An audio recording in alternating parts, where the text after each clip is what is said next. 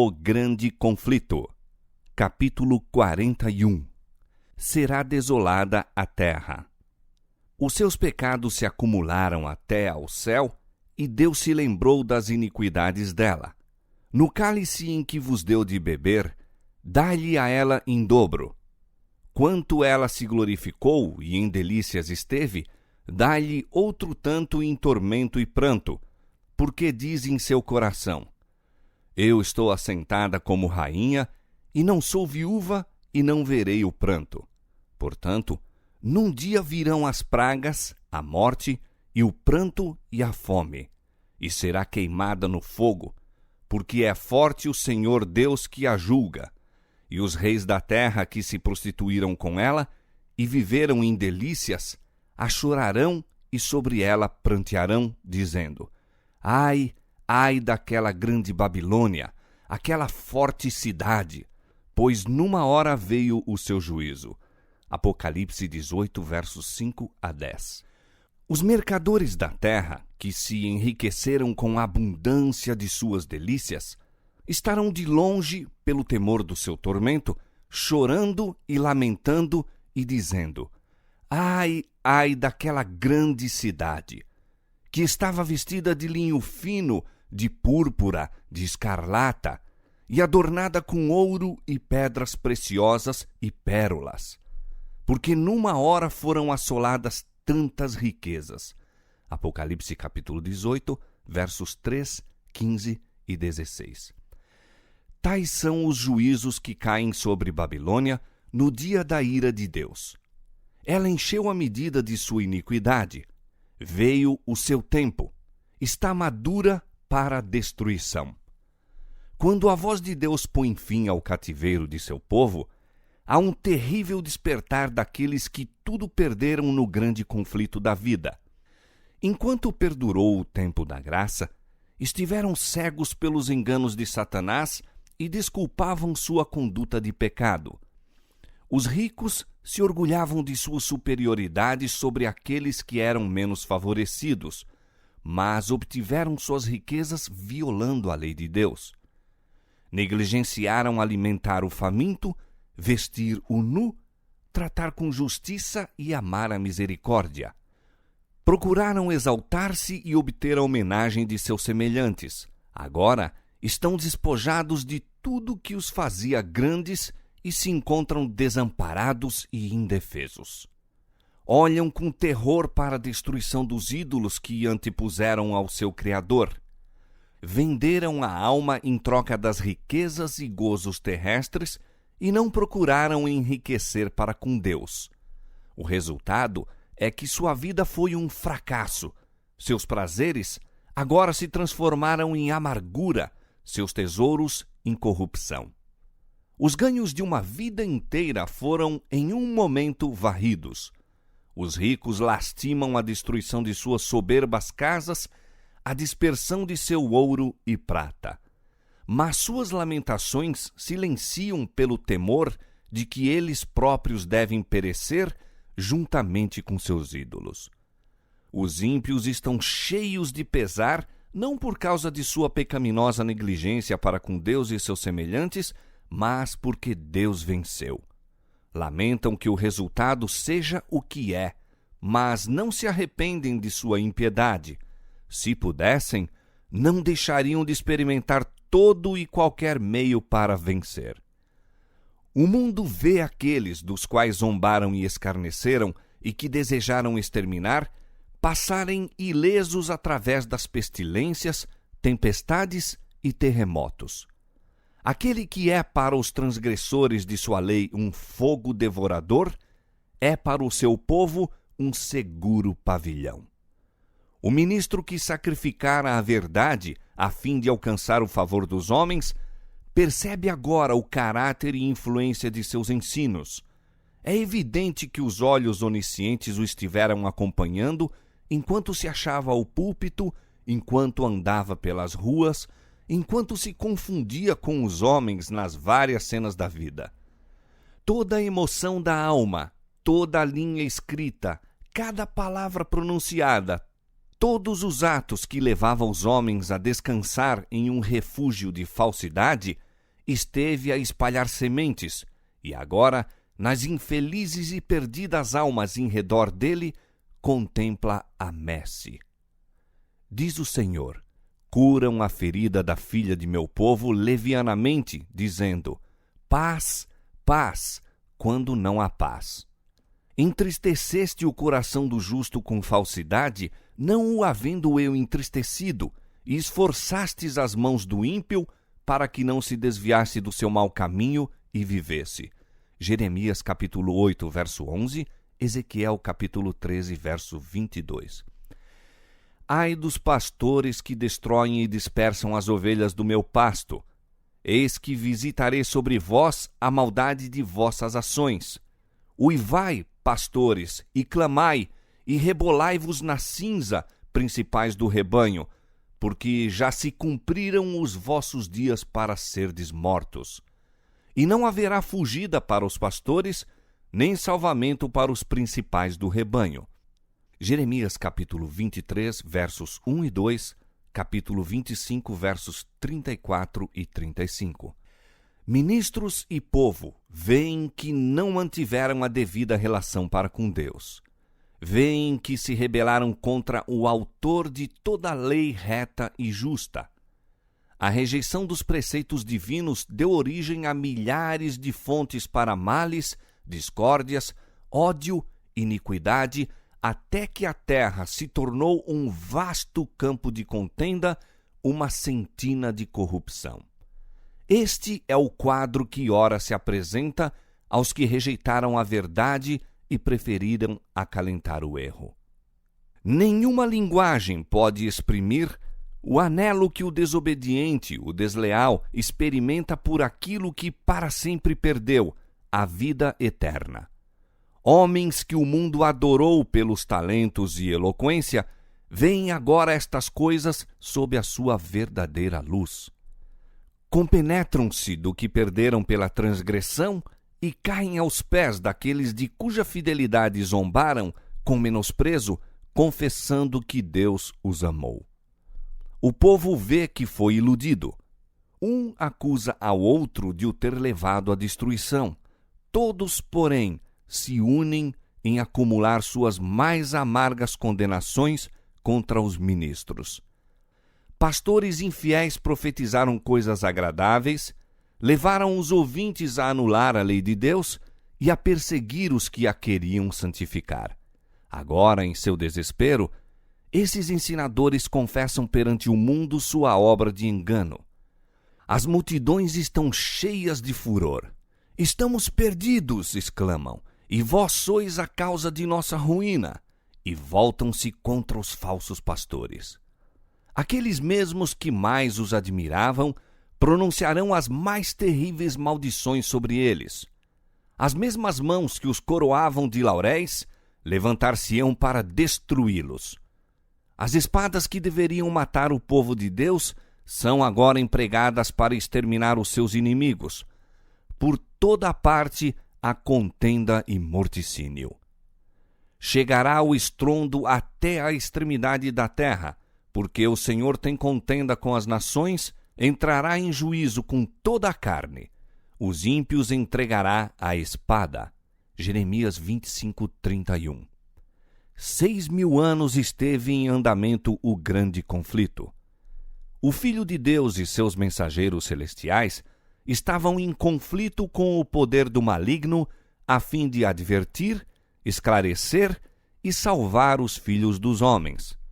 Agora, todos fizeram sua decisão. Os ímpios uniram-se completamente a Satanás em sua luta contra Deus. Chegado é o tempo para Deus reivindicar a autoridade de sua lei que fora conculcada. Agora, a controvérsia não é somente com Satanás, mas também com os homens. O Senhor tem contenda com as nações, os ímpios entregará à espada. O sinal de livramento foi posto sobre aqueles que suspiram e que gemem por causa de todas as abominações que se cometem. Agora sai o anjo da morte, representado na visão de Ezequiel pelos homens com as armas destruidoras, aos quais é dada a ordem: matai velhos, mancebos e virgens, e meninos e mulheres, até exterminá-los.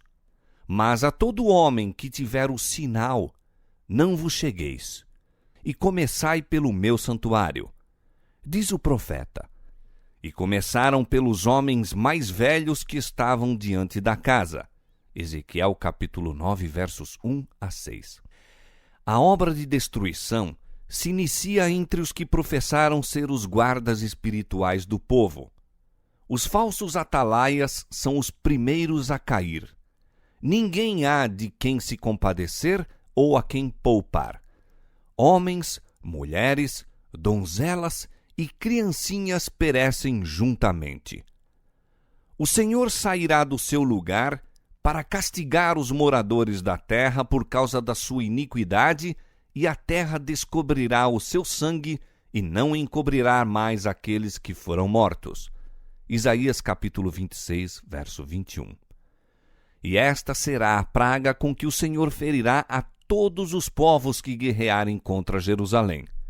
A sua carne será consumida, estando eles de pé, e lhes apodrecerão os olhos nas suas órbitas, e lhes apodrecerá a língua na sua boca. Naquele dia, também acontecerá que haverá uma grande perturbação do Senhor entre eles, porque pegará cada um na mão do seu companheiro, e alçar-se-á a mão de cada um contra a mão de seu companheiro. Zacarias 14, versos 12 e 13. Na desvairada contenda de suas próprias e violentas paixões, e pelo derramamento terrível da ira de Deus sem mistura, sucumbem os ímpios habitantes da terra, sacerdotes, governadores e povo, ricos e pobres, elevados e baixos. E serão os mortos do Senhor naquele dia, desde uma extremidade da terra até a outra extremidade da terra. Não serão pranteados, nem recolhidos, nem sepultados. Jeremias 25, 33.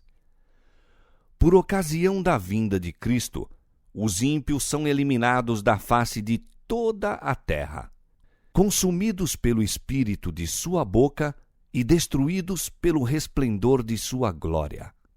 Cristo leva o seu povo para a cidade de Deus, e a terra é esvaziada de seus moradores. Eis que o Senhor esvazia a terra, e a desola e transtorna a sua superfície, e dispersa os seus moradores. De todo se esvaziará a terra, e de todo será saqueada, porque o Senhor pronunciou esta palavra. Porquanto transgridem as leis, mudam os estatutos e quebram a aliança eterna. Por isso a maldição consome a terra, e os que habitam nela serão desolados. Por isso serão queimados os moradores da terra. Isaías capítulo 24, versos 1, 3, 4 e 6. A terra inteira se parece com um deserto assolado.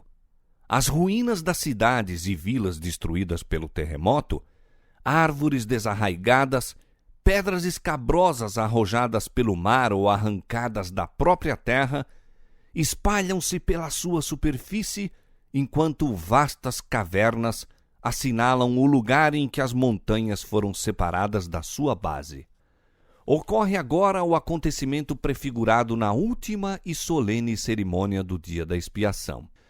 Quando se completava o ministério no lugar santíssimo, e os pecados de Israel eram removidos do santuário em virtude do sangue da oferta pelo pecado, o bode emissário era então apresentado vivo perante o Senhor, e na presença da congregação, o sumo sacerdote confessava sobre ele todas as iniquidades dos filhos de Israel e todas as suas transgressões, segundo todos os seus pecados, pondo-os sobre a cabeça do bode.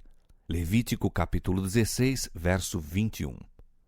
Semelhantemente, ao completar-se a obra de expiação no santuário celestial, na presença de Deus e dos anjos do céu e do exército dos remidos, serão então postos sobre Satanás os pecados do povo de Deus. Declarar-se-á ser ele o culpado de todo o mal que os fez cometer. E assim como o bode emissário era enviado para uma terra não habitada, Satanás será banido para a terra desolada, que se encontrará como um deserto despovoado e horrendo. O escritor do Apocalipse prediz o banimento de Satanás e a condição de caos e desolação a que a terra deve ser reduzida, e declara que tal condição existirá durante 1000 anos. Depois de apresentar as cenas da segunda vinda do Senhor e da destruição dos ímpios, continua a profecia. Vi descer do céu um anjo que tinha a chave do abismo e uma grande cadeia na sua mão. Ele prendeu o dragão, a antiga serpente que é o diabo e Satanás, e amarrou-o por 1000 anos. E lançou-o no abismo e ali o encerrou e pôs selo sobre ele para que não mais engane as nações até que os 1000 anos se acabem. E depois, importa que seja solto por um pouco de tempo. Apocalipse capítulo 20, versos 1 a 3. Que a expressão abismo representa a terra em estado de confusão e trevas é evidente de outras passagens. Relativamente à condição da terra no princípio, o relato bíblico diz que era sem forma e vazia, e havia trevas sobre a face do abismo. Gênesis capítulo 1, verso 2. A profecia ensina que ela voltará, em parte ao menos, a esta condição. Olhando ao futuro para o grande dia de Deus, declara o profeta Jeremias: Observei a terra, e eis que estava assolada e vazia, e para os céus, e não tinham a sua luz. Observei os montes, e eis que estavam tremendo, e todos os outeiros estremeciam. Observei e vi que homem nenhum havia, e que todas as aves do céu tinham fugido. Vi também que a terra fértil era um deserto, e que todas as suas cidades estavam derribadas. Jeremias capítulo 4, versos 23 a 26. Aqui deverá ser a morada de Satanás com seus anjos maus durante 1000 anos.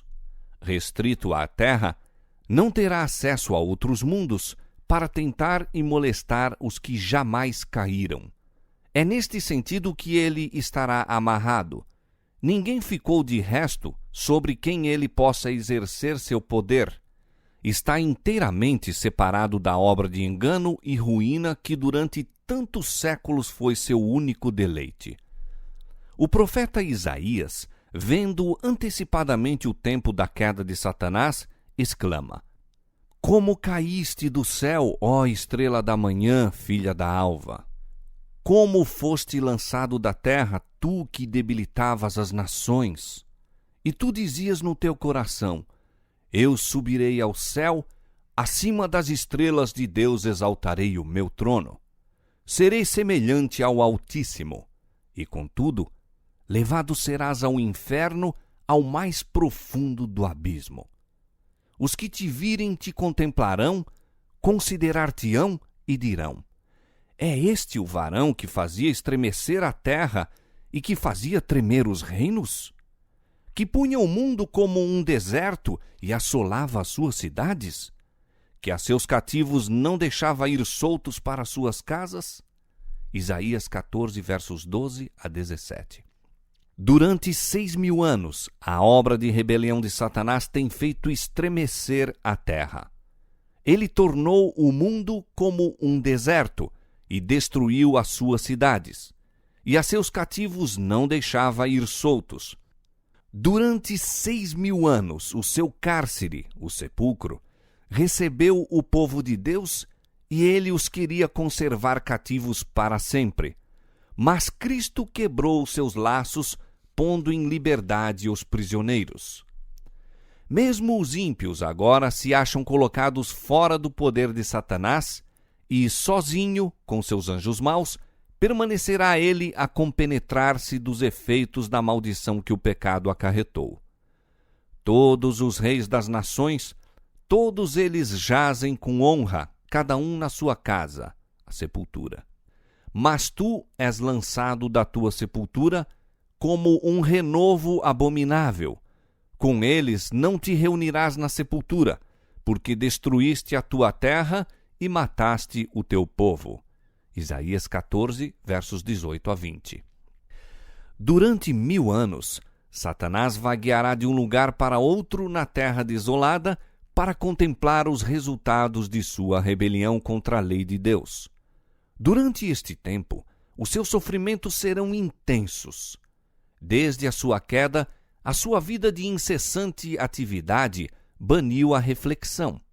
Agora, porém, está ele despojado de seu poder e entregue a si mesmo para contemplar a parte que desempenhou desde que a princípio se rebelou contra o governo do céu e para aguardar com temor e tremor o futuro terrível em que deverá sofrer por todo o mal que praticou e ser punido pelos pecados que fez com que fossem cometidos. Ao povo de Deus, o cativeiro de Satanás trará alegria e júbilo. Diz o profeta: acontecerá que no dia em que Deus vier a dar-te descanso do teu trabalho, do teu tremor e da dura servidão com que te fizeram servir, então proferirás este dito contra o rei da Babilônia, representando aqui Satanás, e dirás: como cessou o opressor! Já quebrantou o Senhor o bastão dos ímpios e o cetro dos dominadores. Aquele que feria os povos com furor, com praga incessante, o que com ira dominava as nações, agora é perseguido sem que alguém o possa impedir. Isaías 14, versos 3 a 6. Durante os 1000 anos entre a primeira e a segunda ressurreições, ocorre o julgamento dos ímpios. O apóstolo Paulo indica este juízo como um acontecimento a seguir-se ao segundo advento. Nada julgueis antes de tempo, até que o Senhor venha, o qual também trará à luz as coisas ocultas das trevas e manifestará os desígnios dos corações. 1 Coríntios capítulo 4, verso 5.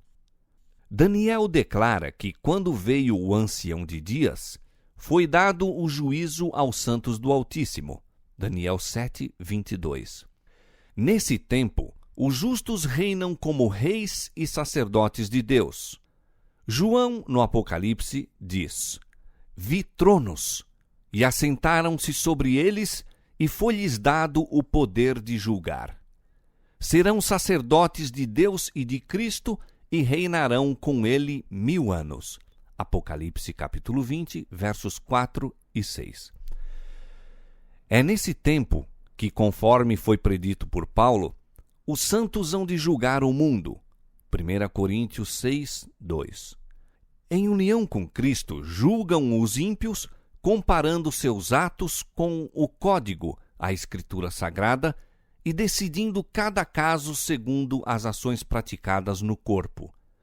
Então é determinada a parte que os ímpios devem sofrer segundo suas obras, e registrada em frente ao seu nome no livro da morte.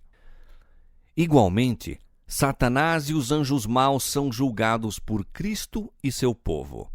Diz Paulo: não sabeis vós que havemos de julgar os anjos? 1 Coríntios capítulo 6, verso 3. E Judas declara que aos anjos que não guardaram o seu principado, mas deixaram a sua própria habitação, reservou na escuridão e em prisões eternas até ao juízo daquele grande dia. Judas, verso 6. Ao fim dos 1000 anos, ocorrerá a segunda ressurreição. Então os ímpios ressuscitarão dos mortos, comparecendo perante Deus para a execução do juízo escrito. Assim, o escritor do Apocalipse, depois de descrever o ressurgir dos justos, diz: mas os outros mortos não reviveram até que os 1000 anos se acabaram. Apocalipse 20, verso 5. A respeito dos ímpios, Isaías declara: serão amontoados como presos numa masmorra, e serão encerrados num cárcere, e serão visitados depois de muitos dias. Isaías capítulo 24, verso 22.